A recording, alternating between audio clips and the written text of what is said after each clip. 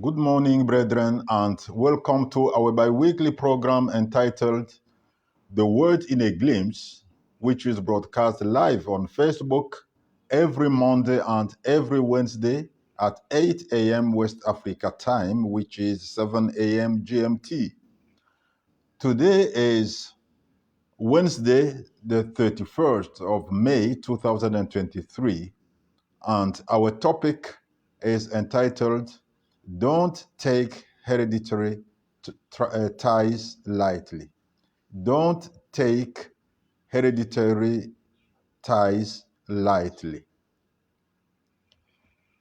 We already talked of this topic last Wednesday, if you remember it.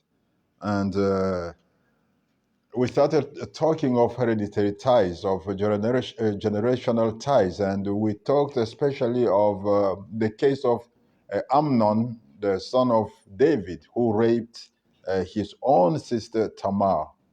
And we saw that the tie of incest came down to Amnon from Judah, who had sex with his own daughter-in-law, Tamar, who was also named Tamar. And we saw that there was a double generational tie of incest going down from Judah to Amnon, and from Tamar, the daughter-in-law of Judah, to Tamar, the daughter of David. And that double tie of incest had never been broken. So it was still active many centuries later in the life of the children of David. Today we're going to see another example. We're going to read Genesis chapter 35, verse 22. Genesis chapter 35, verse 22. 35, verse 22. Let's read. And it happened when Israel dwelt in that land that Reuben went and lay with Bilhah, his father's concubine, and Israel had a shortcut on the internet, so we are back now. So let's read again Genesis 35, verse 22. Genesis 35, verse 22. And it happened when Israel dwelt in that land. Yeah, the internet is disturbing this morning. It actually is disturbing, but let's hope that we'll continue smoothly to the end without any more disturbance. Let's hope so. So we're reading Genesis chapter 35, verse 22. Then, and it happened when Israel dwelt in that land that Reuben went and lay with Bilhah, his father's concubine, and Israel heard about it. And let's also read the Numbers. Numbers chapter 16. Numbers chapter 16, verses 1 to 3 and verse 12. Numbers chapter 16, verses 1 to 3. Then number 12. Genesis 16, 1 to 3. Now Korah, the son of Izhar, the son of Kohath, the son of Levi, with Dathan and Abiram, the sons of Eliab, and On, the son of Peleth, sons of Reuben, took men, and they rose up before Moses with some of the children of Israel, 250 leaders of the congregation, representatives of the congregation, men of renown. They gathered together against Moses and Aaron and said to them, "You take too much upon yourselves, for all the congregation is holy, every one of them, and the Lord is among them. Why then do you exalt yourselves above the assembly of the Lord?" Now, verse 12 reads, And Moses sent to call Dathan and Abiram, the sons of Eliab, but they said, "We will not come up." So here we see that Reuben, the firstborn of Israel, the firstborn of Jacob, dishonored his father Jacob in having sex with his father's concubine, that is, his father's wife, Bilhah. This was an act of rebellion. This was an act, a reprehensive act of rebellion and contempt. In sleeping with his father's wife, Reuben despised his father. He dishonored his father. He lacked respect toward his father. And he committed an act of rebellion against his father. This criminal act created in Reuben's life and Reuben's descendants a bond of rebellion, a bond of contempt, and a bond of dishonor. And all these ties kept on moving down to the next generations till they manifested themselves 4.5 centuries later in the lives of 3 descendants of Reuben, namely Dathan, Abiram, and On. So somehow Reuben refused to accept his father's authority on Bilhah and on himself. This was an act of rebellion. And in the same way, Dathan, Abiram, and On, they too revolted against Moses and Aaron. They refused to accept the authority of Moses and Aaron on the congregation of the children of Israel and on themselves. So we see that the tie of rebellion that Reuben has created in his life continued to be active down to the generation of Dathan, Abiram, and On.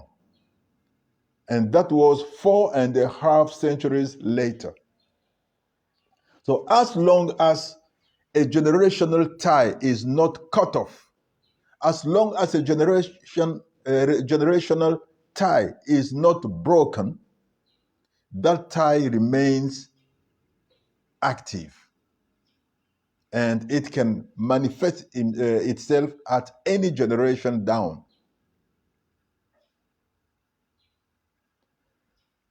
And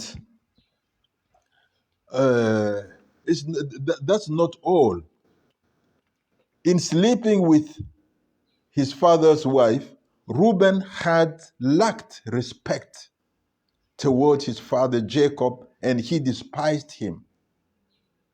And in the same way, Dathan, Abiram, and On too disrespected Moses and Aaron, and they despised them. They disrespected and despised their leaders, Moses and Aaron, in the same way as Reuben despised his father, who was his leader in life. So Reuben dishonored his father Jacob. Dathan, Abiram, and On too dishonored their leaders, Moses and Aaron. So we see that the tie of contempt was still active, and the tie of dishonor was still active.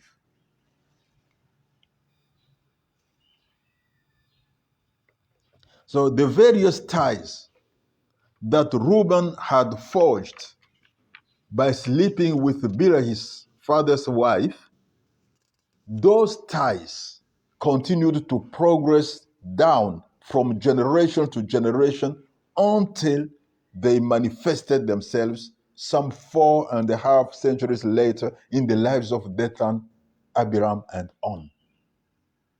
All this because those ties had never been broken, so they were still active.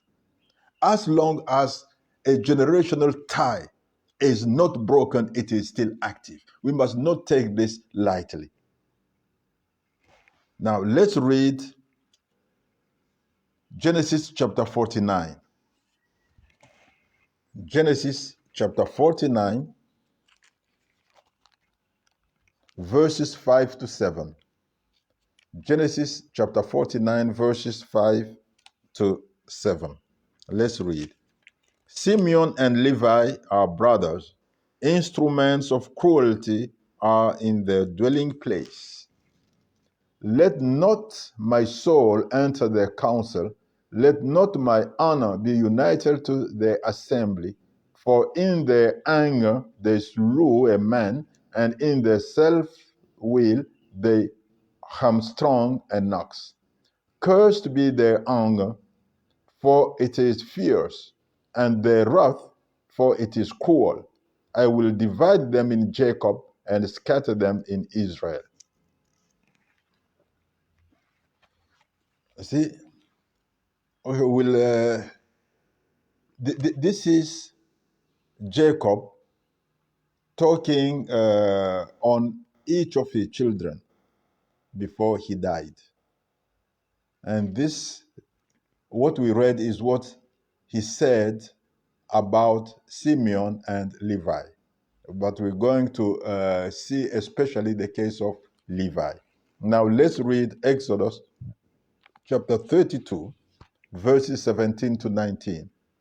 Exodus chapter 32, verses 17 to 19.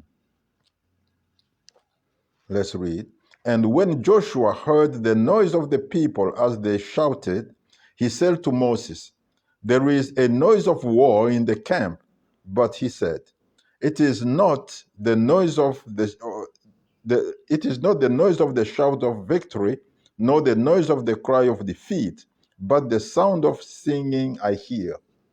So it was, as soon as he came near the camp, that he saw the calf and the dancing. So Moses' anger became hot, and he cast the tablets out of his hands and broke them at the foot of the mountain.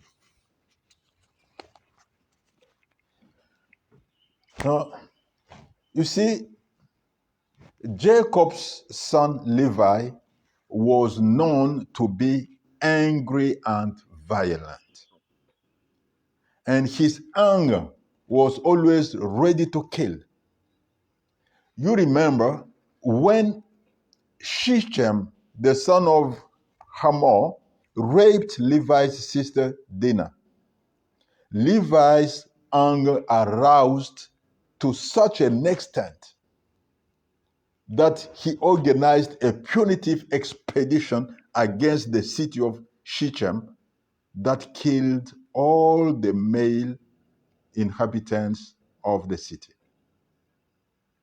So Levi's fierce anger was transmitted down to his descendants in the form of a hereditary bond, to the point that Moses, who lived about 4.5 centuries after Levi and was a descendant of Levi, was also inhabited by violent anger. And according to the word of God, Moses was a very patient man, yet he also was a man inhabited by a very fierce anger. And when Moses got angry, his outbursts were always violent, ready to cause death.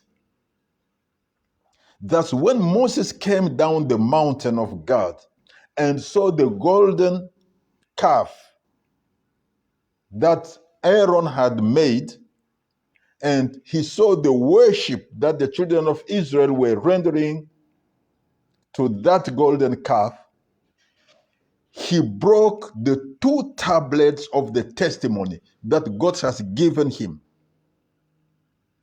The 2 tablets on which God himself had written with his own hand. He broke them. So these tablets were carved by God himself, and he wrote on them with his own hand. But Moses broke them because of violent anger. And not only that, but Moses also burned the golden calf in fire and ground it to powder. Next, he spread that powder on the surface of water. He mixed that powder with water and he gave that water to the children of Israel to drink. And finally, he asked and encouraged the descendants of Levi who stood by him to kill some of those who had worshipped the golden calf. And this exactly is what was done by the children of Levi. So because of his fierce anger, Moses caused the death of thousands of people. And here we practically see the remake of what Levi did after Shechem had raped Dinah. And let's note that it is because of his furious outbursts that Moses even failed to enter Canaan. And these fierce outbursts of Moses had been transmitted to him through the generational tie that linked him to his ancestor Levi. Because this link of anger had never been broken. So we must not consider the impact of generational or hereditary ties lightly in our lives. We must always be breaking all the hereditary ties in our lives. We must know that the fact for us not to know of the existence of these ties doesn't prevent them from being active in our lives. I don't know whether Moses knew that there was a generational tie of anger linking his ancestor Levi to him.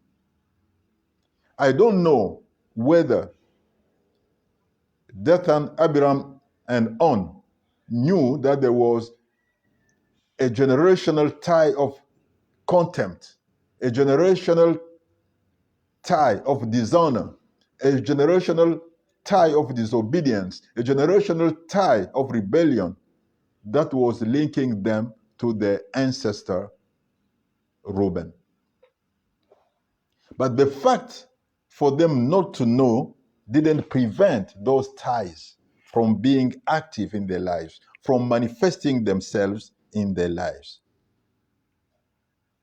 So in every family, there are hereditary ties which are likely to show up or to manifest themselves sooner or later. In every family. There is no family without any generational tie. Of course, we also have generational tie of blessings and so on, yes, but now we are talking of generational ties of curse or bad things. So we must not wait for those generational ties to manifest themselves for us to destroy them, for us to cut them off. We must take the lead and wage a preemptive war on them. We must always be proactive. We must break all the generational ties before they manifest themselves in our lives. We must not wait for them to manifest themselves. If the generational tie of anger had been broken in the generation, in the descendants of Levi, certainly Moses would have entered Canaan. Yet since that link was not broken, since that tie was not broken, since that bond of anger was still active, Moses failed to enter Canaan. Dear brethren, God bless you abundantly beyond all your expectations. And remember, never take generational or hereditary ties lightly. God bless you.